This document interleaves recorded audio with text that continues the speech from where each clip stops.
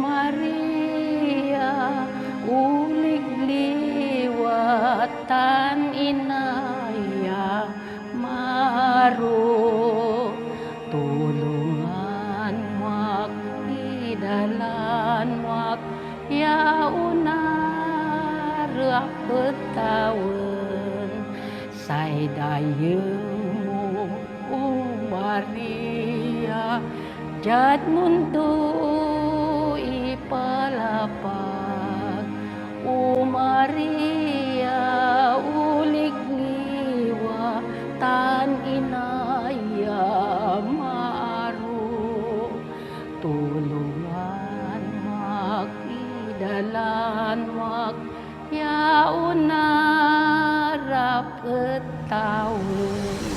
No other woman has influenced the world more than her. She is venerated by the multitudes from the different parts of the globe, by different races, by people from all walks of life. She is none other than the Mother of God, the Holy Virgin Mary.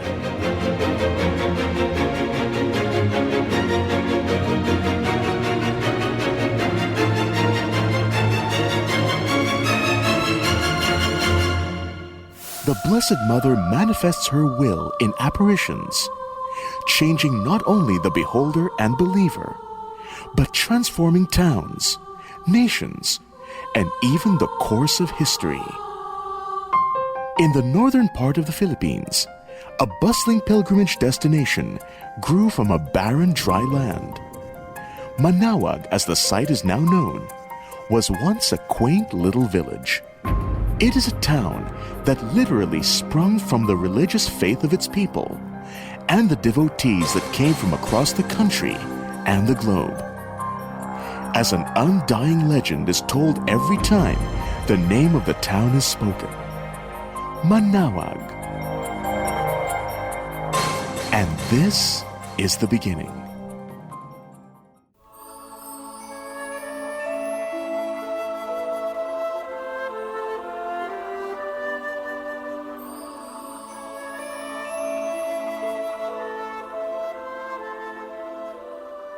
It is said that one day, a farmer walking home heard a mysterious voice. Anak,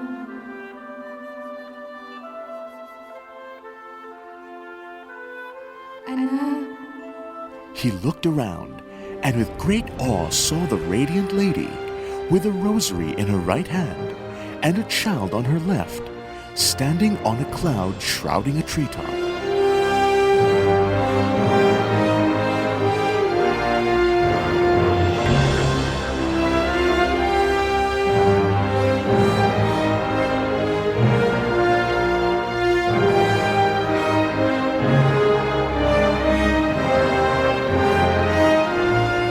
Told the people of the apparition.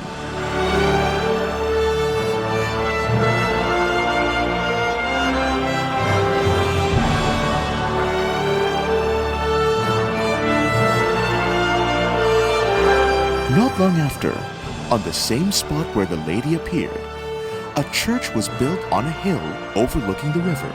A town quickly flourished around it, and it was called Manaoag. So if they would ask you, where are you going? I'm going to the place of the Virgin Mary who calls, the Virgin who is calling. And in the local language, well, roughly it could be translated as Unlaag di madlugar ya kloay berhen ya mantatawag. In Filipino, pupunta ako doon sa lugar ng Birhen na tumatawag. And where did you come from? Well, I came from the place of the Virgin who calls. So, as time went on, you see, the place got its name really from this description. So, eventually, our town was called Manaoag. The building of the Shrine of Our Lady of the Rosary in Manaoag is traced to this apparition. The present site of the shrine is deemed the most appropriate. Other locations were met with obstacles that prevented the construction of a fitting edifice for the Mother of Jesus. manifestations proving that where the church now stands is a divine choice.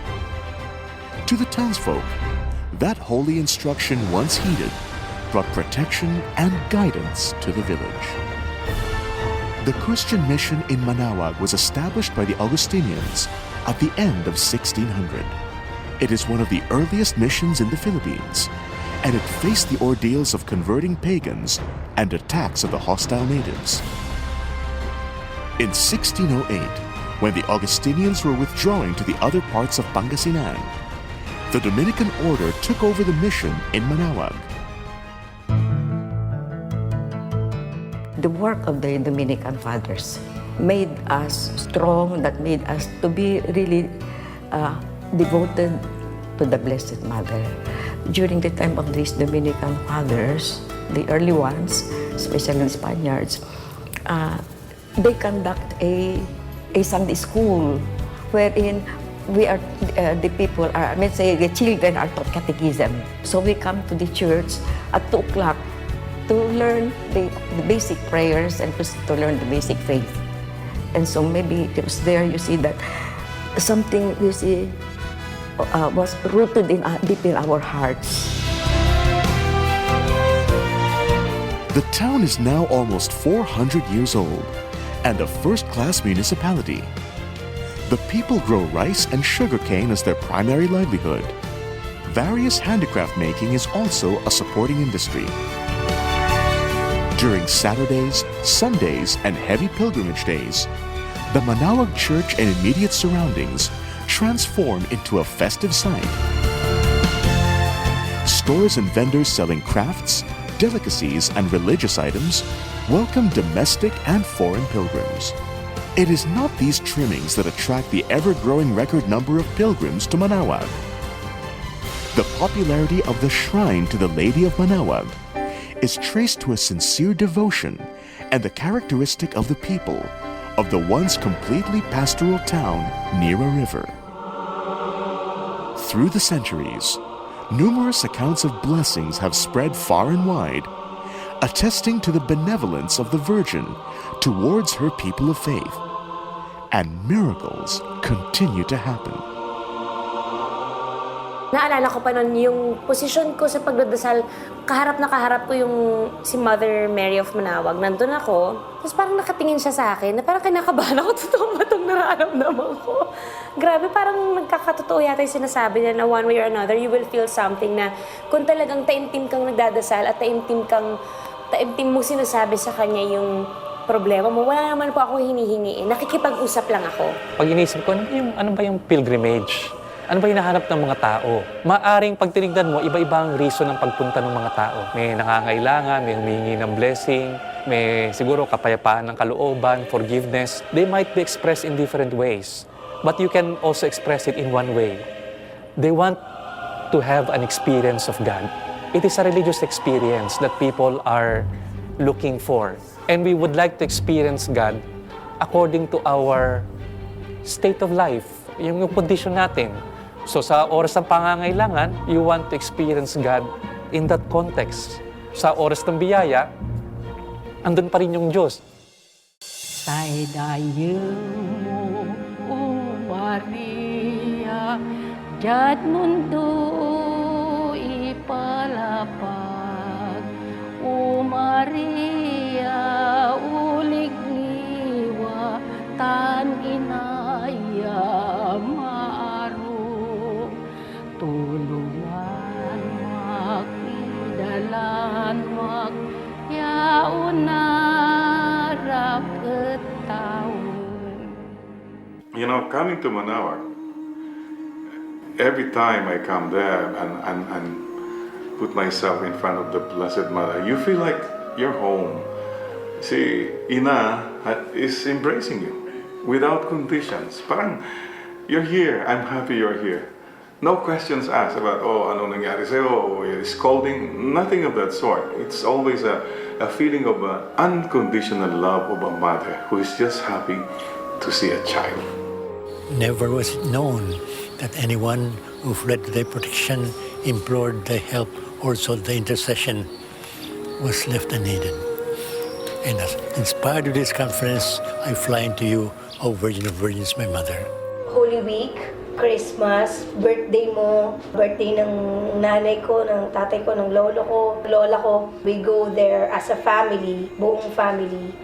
At pag may bagong anything, bagong kotse, bagong parang malaking parte ng buhay, ibibigay mo muna sa kanya bago ang lahat. The shrine of Our Lady of Manaoag and her town of patronage have long been intertwined. If the farmer in the first apparition heeded the call of the Virgin, in return, the Holy Mother answered the prayers of her believers. Tradition validates the relationship of the people with their patroness. A portion of the plaque from the Historical Research and Markers Commission declares that the Church of Manaoag has been administered by the Dominicans since 1605. The first church, made of wood, lasted a century.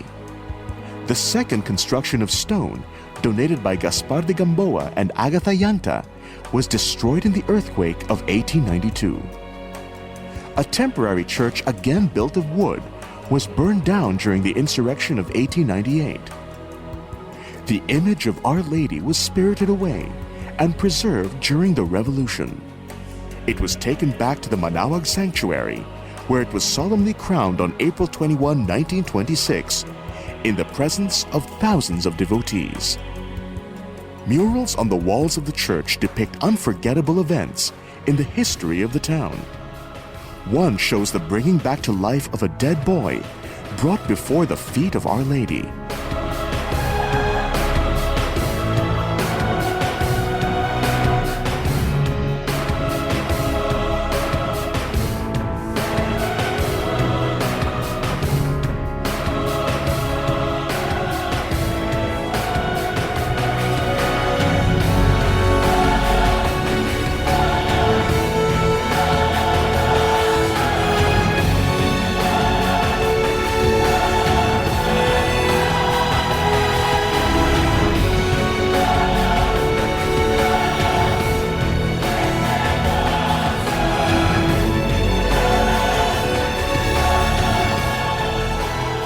It is said that Our Lady of the Rosary saved Pangasinan and other northern provinces from the locust attack of 1698. Folks have retold of the days during which they tried to protect the rice fields from swarms of locusts that came darkening the sky. They finally sought for the Lady's help. After a procession, when they laid her image down in the midst of the devastation, the locusts began to destroy each other, and the land and sky were cleared of the pests.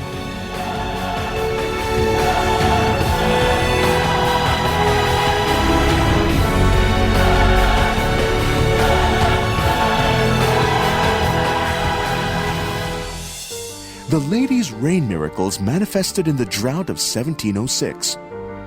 Accounts during that year's summer season describe cracked grounds and vegetation drying under a cloudless sky. For months, the people of Manaoag hopefully waited for rain. They called on their last recourse, the Lady of Manaoag. She demonstrated her great compassion once again. There was no rain. All the fields were dry. People come to the Blessed Mother, and then the Blessed Mother will be taken around the town for procession to ask her intercession so that the fields will be filled with water again, with the rainwater again. And so, you see, our folks said, you see, that before the procession enters back to the church, kaya umuulan na raw. Other miraculous events were ascribed to the Holy Mother during World War II. Survivors recount their experiences. When the American bombers came, the Japanese sought cover inside our church.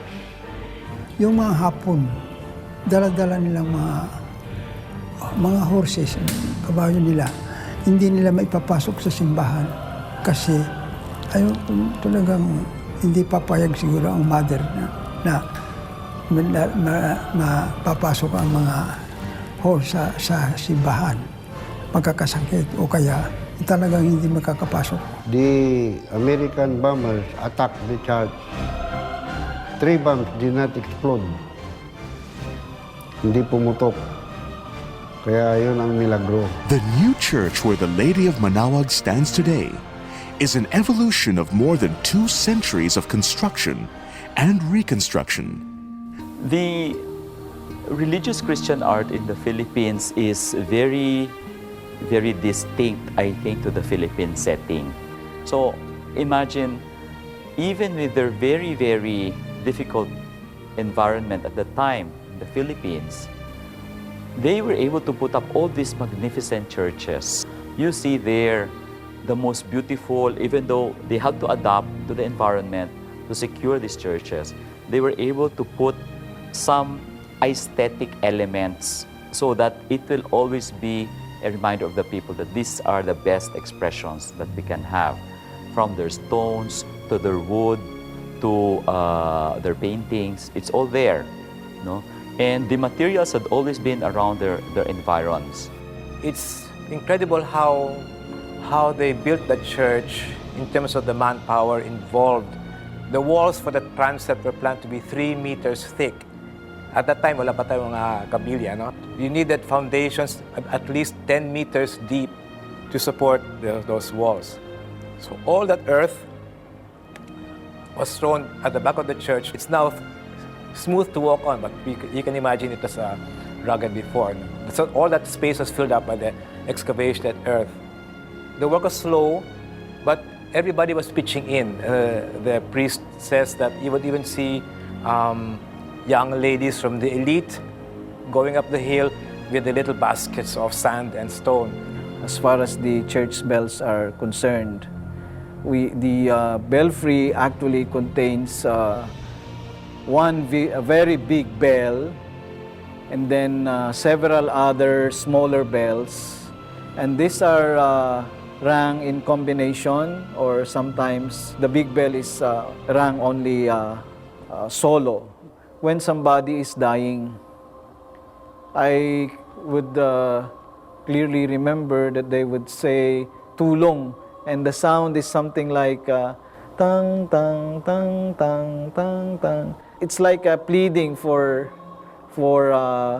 prayer.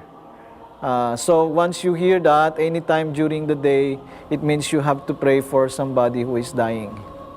We also have the Angelus at 12 o'clock, 12 o'clock noon, and 6 o'clock in the evening, of course. And this one is done with 12 rings of the big bell. And this is something that be expected every day in Manaoag, and it's part of the town people's routine to hear the bell for the Angelus. And then we have perhaps the most beautiful ringing, which happens daily, and this one would be the Animas. I remember they would call it Animas, and this would be actually Latin for souls. This would be the 8 o'clock ringing of the bells, and this is the most beautiful because it's a combination of the small bells. The work of improving the church and convent never ceases. Improvements in the church complex are undertaken to add facilities for the comfort of thousands of pilgrims who arrive in droves in the sanctuary all year round, but especially very heavy during the Holy Week and days of feasts. The setting of the church is very important, which adds up really to the beauty of the place of Manaoag. You know, this is one of the few churches that's on top of a hill. No? When you look at the setting, you go up, the church is right in front of you, very, very strong in presence with all the towns gathered. And I noticed that you have, I think, 2 or 3 main streets that point towards the church. So there's some sort, this church, not just in terms of position and commands, no, but it forces people really to relate to it because of the structure and layout of the whole town. Kasi ang simbahan naman kasi hindi naman dapat ginawa sa bato. Kasi pag bato yan, matigas yan eh. Ang simbahan ay gawa sa puso ng mga tao. Kaya we are promoting community. And kaya nga ang mahalaga dito, actually, since I'm the parish priest, ang nasasakupan ko is not the shrine, but the whole community of Manaoag. So we are promoting and actually dito renewing and actually strengthening the basic ecclesial community. We have about 30 basic ecclesial communities around this parish. Sa mga baryo yon. So we are strengthening them and building, ang kinuha natin dito is simulan mo natin na yung human relationship. Kasi mahalaga dito yung relasyon.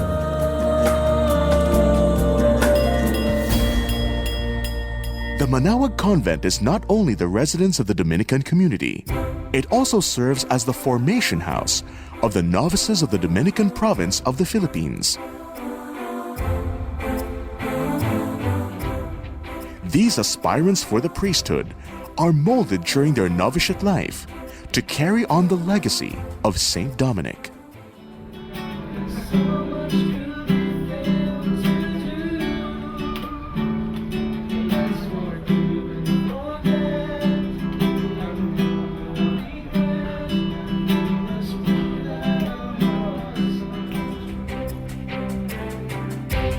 A unique and timely pastoral service of the Manaoag Parish is the radio information service of Radio Dominico, 102.3 FM.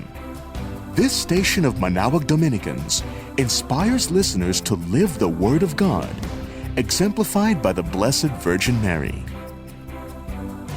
The relics and mementos in the Church Museum are proofs of the answered prayers to the Virgin of Manaoag. Documents of the first-hand accounts of the miracles abound and are never-ending. The museum basically is a collection of the many attires, of the Virgin. There's a lot that we can do about the museum in Manaoag, not just to tell the narrative of the miracles of the arrival of the Dominicans in that area. But more so, I think the highlight would be why this particular attire at a particular occasion, why this particular color of this particular attire, why this type of symbolisms on the attire of the Virgin, because that in itself is a very, very long story and that will be a big interest to the people. I never really thought na mananamnam ko yung pagdadasal ko.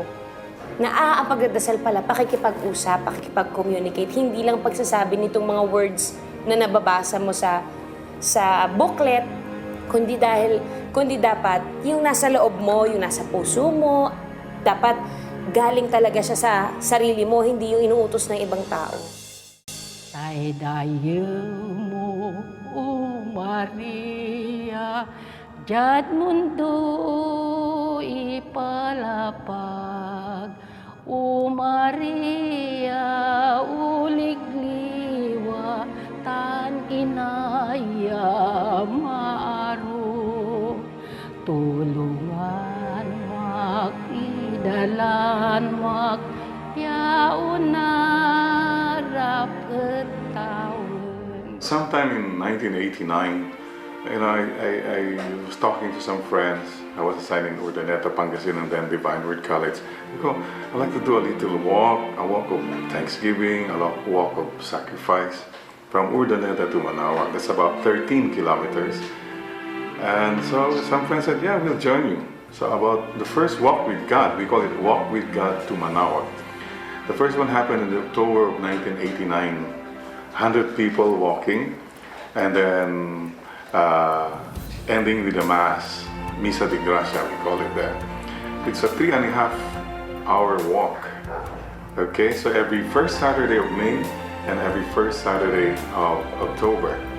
Now, as the years went by, people kept joining and joining and joining. And the last time I had a walk with God, there are about 7,000 people now walking with me from all over the Philippines now. Not only from Urdaneta, but it has become some kind of an event when people, they have no agenda except to say thank you to Mama Mary or to ask something from Mama Mary.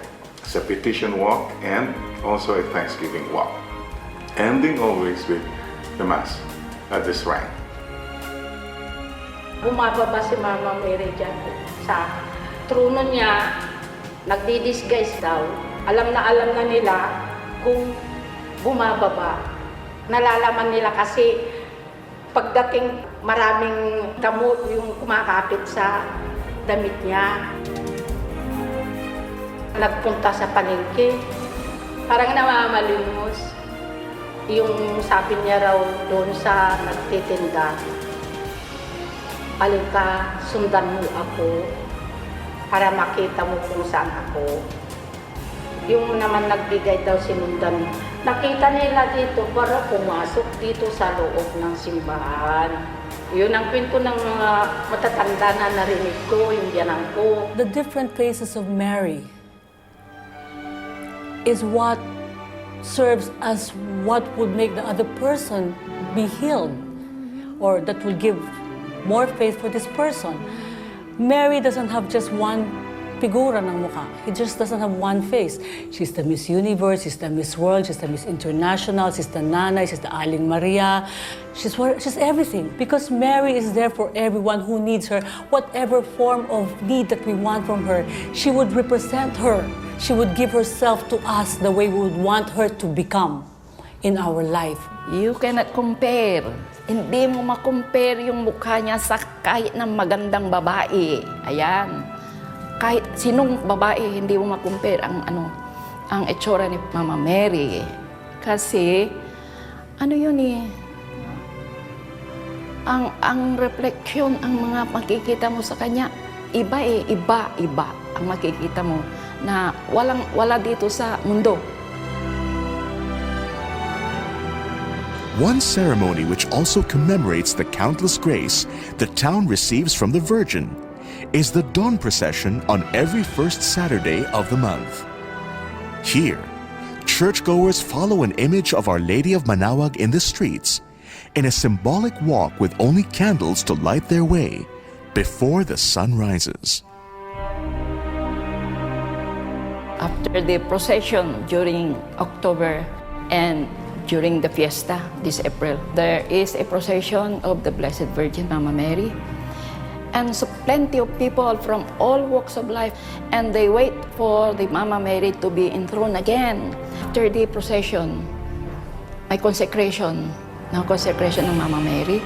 After that, the Mama Mary will be brought to the altar. Makikita mo kasi yung slowly na tumataas. Naku po, ayun ang pinakamaganda sa lahat.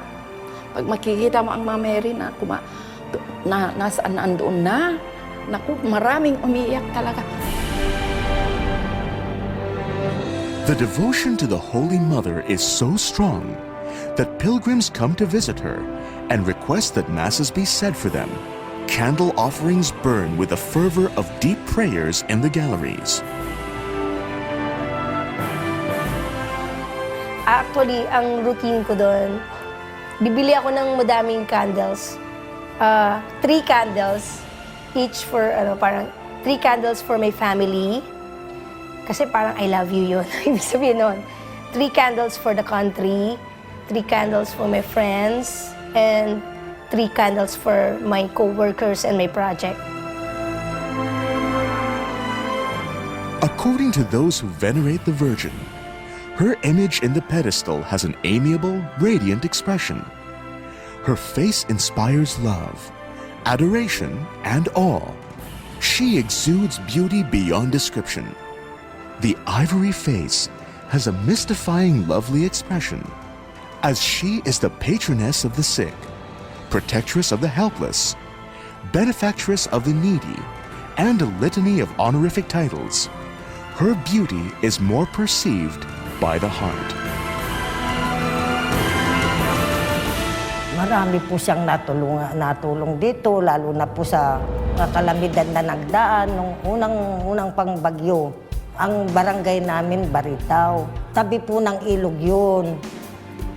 Nung bumagyo po yung unang dading yata yun, lumaki po yung ilog.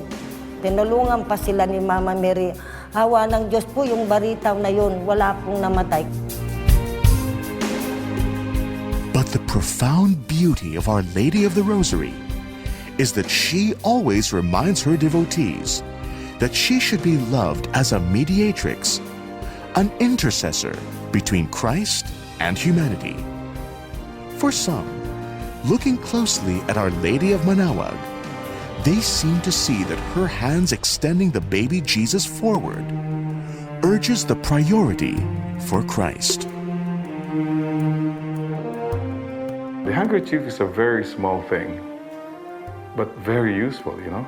When you're perspiring, when you cry, when you have colds. We Filipinos, when we are embarrassed or shy, you have the handkerchief. Very small, very useful. But where is it most of the time? It's just in the pocket. It's hidden. Nobody sees it. What is the opposite of the handkerchief?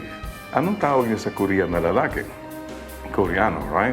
Anong tawag sa Korean na babae? Koreana. Anong tawag sa Korean na bata? Korbata. This is the opposite of the handkerchief, the necktie. Look at the necktie, front page, starting, kitang-kita na yung lahat. But you ask yourself, what's the use of that necktie really? Not much. Pang-display, pang-forma, pang-jaforms. Wala naman nagagawa. And I urge people many times, be ye like handkerchief. Simple, hidden, quiet, but doing God's will with so much love. And I always pay tribute to the handkerchief of all times. That's Mama Mary. She was so hidden, quiet, but doing God's will with so much love. So one time I was in one little province sa Aurora. Pagkatapos beauty contest, may mga candidates, may mga 5'9", may mga puti, may mga flawless. Merong isang girl, mga 5'4", 5'3". Ang nanay niya ay ang tuhod niya ay maitim. Ang ilong niya ay pango. Pag tinignan mo, binubusan ng mga tao, itong mga kababaryo. Nag-declaim siya, sabi niya, maliit pa ako, ang parents ko, lahat ng suporta binibigay sa akin. Mahirap lang kami, pero lahat ng pangarap ko, lahat pinag-aral ako ng magulang ko. Ngayong ako ay magsasali sa beauty contest, hindi nila ako sinusuporta dahil ako daw ay pango. Sabi niya, ano naman ay ikahihiya ko kung ang aking skin ay brown? Father God never gave this to me as a punishment. Hindi ito parusa sa akin para ako maging brown at pango at para hindi ako sumali sa beauty contest. Yung mga tao, when she was saying her piece, tumahimik ang baryo. This girl is going to be the representative. So sabi ko nga, 1,000 Faces of Mary, why can't I get a beauty queen looking like her? Put the crown on her head. Say dayo mo, O Maria, Diyad mundo ipalapag, O Maria, uligliwa, tan inaya maaro. Tulungan mak, idalan mak, yauna rapet taon. The faithful have journeyed to the sacred place even centuries ago. The reasons are varied. Many seek divine help at times of distress, while some undertake the long travel as penance. They vow to make other visits once their prayers are answered. To visit the shrine of the Holy Mother of the Rosary is a life-defining experience for many. The devotion, in return, has various spiritual and physical beneficial effects as well. That's what the pilgrimage is all about. Going to people's heart and going to your own heart. So we're not talking so much about distance. We're talking about a relationship. And that's how we should look at our pilgrimages. And the journey comes to end someday. Just when it's not for us to see. What matters is not the miles behind, but the smiles, the care, and the time. Go slow, you're always on the go. Where to, you often do not know. The journey is not about going far and fast. The journey is going to the heart. For many people, for many Christians, number one, they like to see something tangible in their faith, something that you can touch, so that our faith can reach someplace. Now, images of the saints, or images of Christ, or images of the Blessed Virgin Mary are giving us that beautiful occasion of having near our hands what we believe and we take in our minds. And that is why these beautiful dreams take people from time to some place to see the image of the Blessed Virgin Mary. Yung image ni Mama Mary, parang simbolo po siya ng bukod po sa kagandahan, kalinisan po ng puso. Tapos yung sakripisyo na ginawa niya para dun sa anak niya. Yung parang gano'n po. Yung parang lahat gagawin niya para maging maayos lang yung lahat. Kaya po pag pumunta ka ron, yun po yung sinasabi namin na mahirap ipaliwanag. Hindi po siya kaya ipaliwanag eh. Basta nararamdaman lang po siya sa puso. Pero pipilitin mo rin lagi na taon-taon bumalik once nasubukan mo. Opo, parang gusto mo siya parating pumunta. Pagka once na nakapunta ka, parang gusto mo every year yung ganong time nandoon ka. Parang ganon po. Para naman kasi sa akin, sinasama ko yung mga bata doon. Siyempre, ang bata hindi naman agad niyan kilala kung ano yung ginagawa nila eh. Hindi nila alam kung ano yung ginagawa nila. Ang gusto ko makasanayan nila para paglaki nila, kung nila mararamdaman kung gaano ka-importante. We used to come here when I was a little girl, but then again, I've been away for almost 20 years now, and it's just overwhelming and it's a wonderful experience to come back and visit the lady again after that many years of absence. As my mom said, I felt very overwhelmed because, but I don't really know the background story of this place. But this shrine makes me want to do some more research on the background. As a balikbayan, we really feel honored and blessed that we're here. We're visiting Our Lady of Manaoag, and we're going to go back to the States feeling more fulfilled, more blessed, of course. And we hope that, especially in the coming new year, right? We hope that we'll be more progressive, we'll be more successful in our lives, and of course, we'll feel more closer to the Lord. Because of this visit to Our Lady. Ito yung eldest brother ko. Kumusta? Pamangkin ko. Then ito yung dad ko. Okay. Ito naman yung sister ko. Hello. Then another sister ko. Mother ko. Hello, mahal na Birhen. Brother-in-law ko.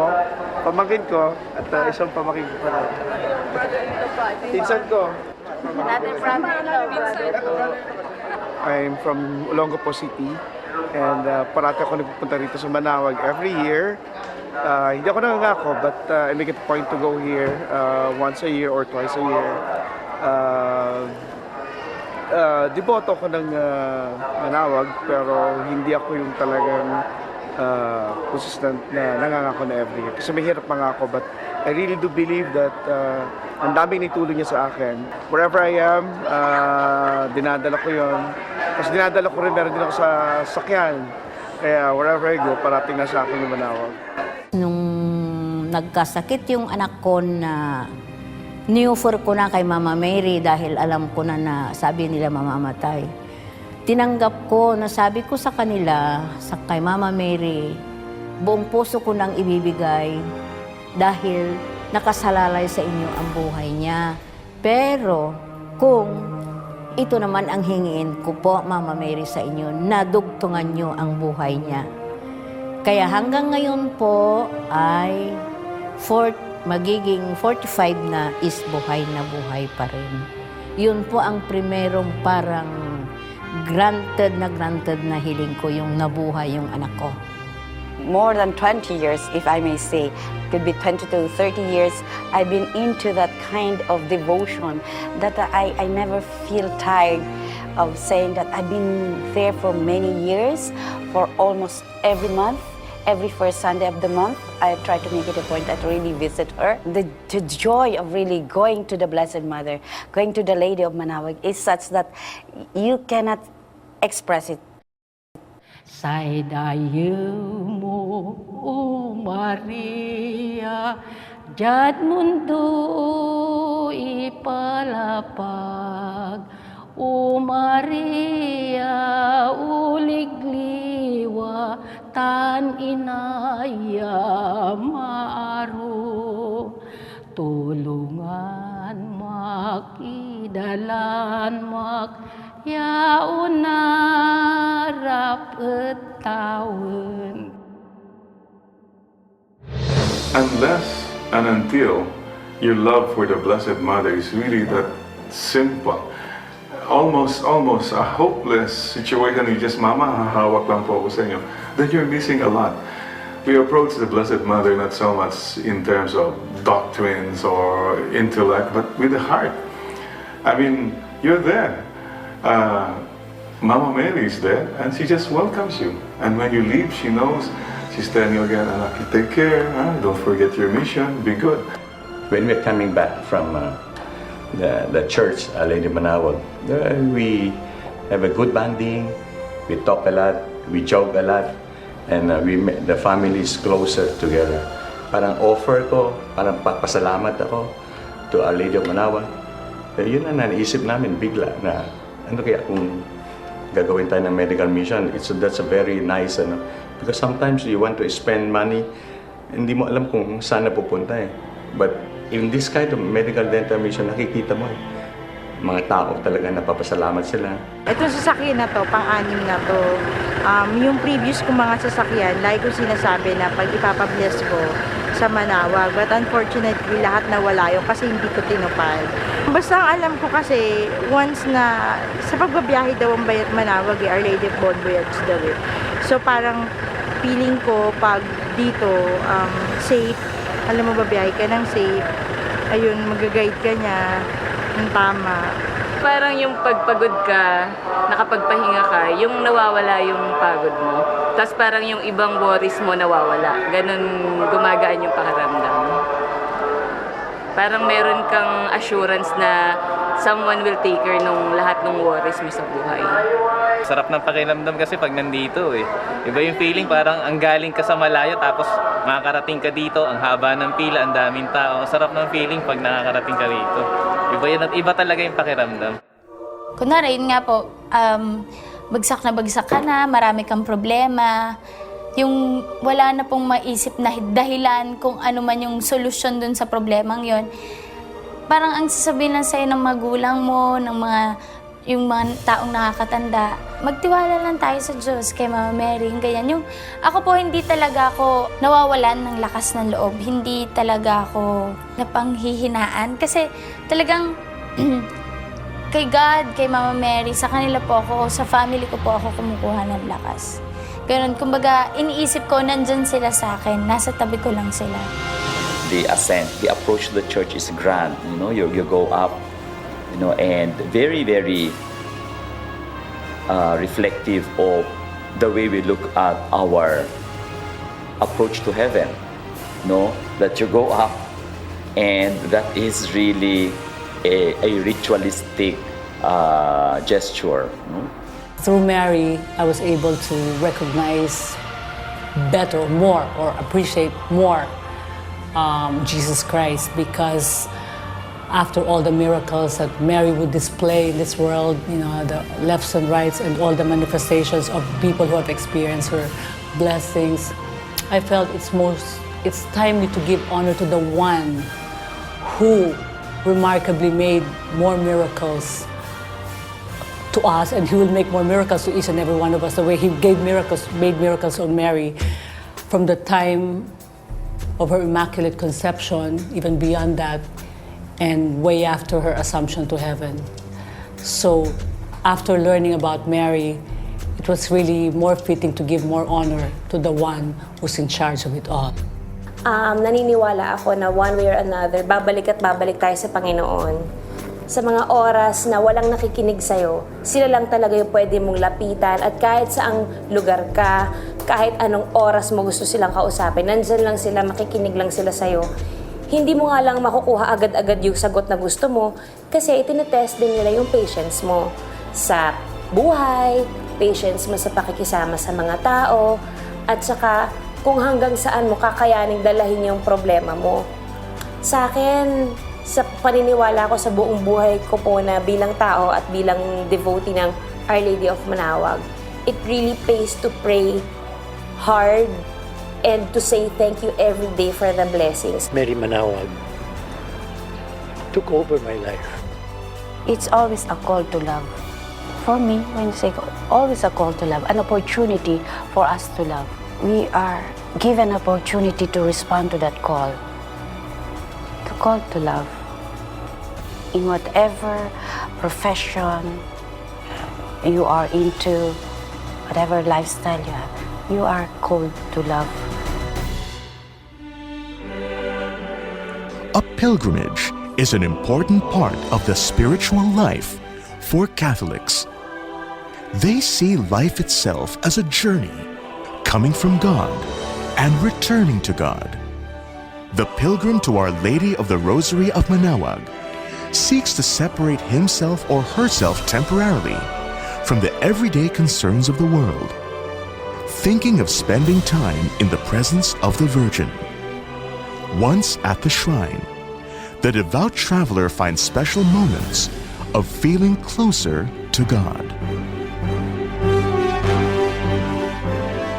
Pag sinabi ng taping ko ng trabaho ko ay 5 a.m. or 6 a.m. on the set. Ibig sabihin, gumigising na ako ng 4:30, tapos naliligo na ako, maalis na ako ng 5 o'clock for work, you know. So bakit hindi mo kaya ibigay yun sa Diyos? So parang Sunday, first thing that you will do, pagising mo, maligo ka, and then punta ka sa church or mag-pray ka. Kasi hindi naman siya kaibahan sa trabaho. Kasama siya ng buhay mo. Kaya kumbaga, yung buhay ko, kahit na 6 days akong nag-work, 6 days ng 24 hours, kailangan ganun din yung gagawin ko for my God. Yung funeral mass palaging may part doon na palaging minimension. At the end of our earthly pilgrimage. So parang kung hindi ka aware na yung our whole journey of faith is a pilgrimage. We see it's a journey to God. So yung exercise ng practice ng pilgrimage, na-highlight niya yung dimension ng faith natin na gano'n. Na we are on a journey. No? That all of us are in search or going on our way back to God. Kaya nga pagdating sa funeral, mas bine-mention yun at the end of our earthly pilgrimage. Yan, sabi niya. Parang sinasabi doon, actually life is not ended, life is transformed. Mga ganyan. So, nasa consciousness talaga ng simbahan, yung whole idea of pilgrimage. Yes, we are on our way to God. We are on a journey. So, we don't expect life to be perfect. In the journey, may inconveniences. A lot of things can happen. Parang that prepares us for any eventualities in life. At the same time, we never lose sight of where we are going. Kasi pilgrimage talaga is a spiritual activity. It's a religious activity. It directs our journey to God. Yung ugnayan natin kay Mary must lead us to action. So, maganda yun na Mary, action. Pag halimbawa, devotion natin kay Mary, dasal na tayo ng dasal ng Hail Mary, dasal-dasal na tayo ng Rosaryo, pahid-pahid na tayo. Wala naman tayong action para sa mga kapatid natin mahihirap. So, wala naman tayong mga ibang personal lang. Selfish yun, di ba? So, dapat may reaction, may relasyon. So, may relasyon, may aksyon. Let's not stop being devotional. Devotional ka nga ng devotional. Emotional ka ng emotional. But your real life, you don't change. You don't become a better person. So what's that? Mama Mary leads us to herself so that we become better persons, better citizens of this country, better citizens of this world, and of course, better Christians. So our devotion should lead to life, actual life and love in our lives. The Virgin of Manaoag is not only enshrined in her altar, but she also has a pedestal in the hearts of the people. She is not only the apple baket to the townsfolk of Manaoag, but a mother to all. She is not distant, but occupies a place in the daily existence of her believers. She listens to prayers of pleas and devotion. And, as Our Lady of the Holy Rosary, she calls to her children like a nurturing mother.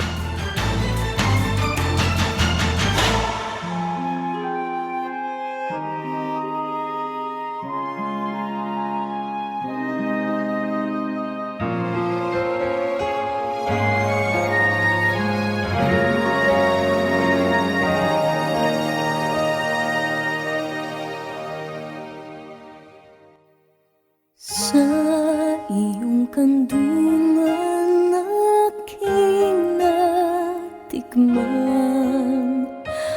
ang unang pagmamahal.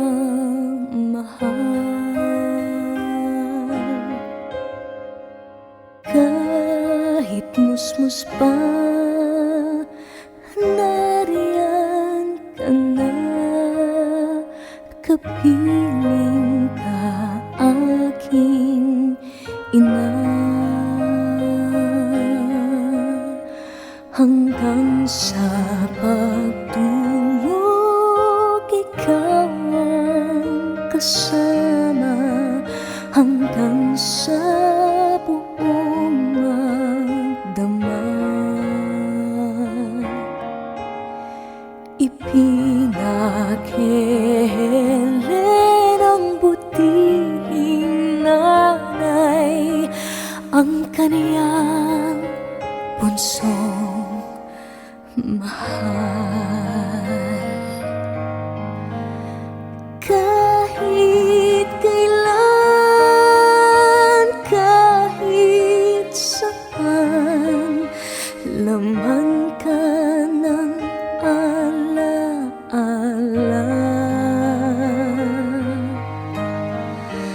Tanging bituin sa aking langit, tanging puso sa dibdib, yun ang sinisinta, Santa Maria.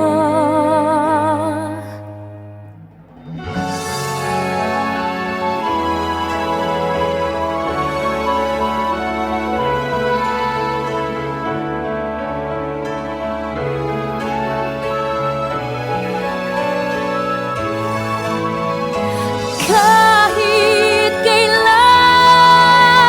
kahit saan, laman ka ng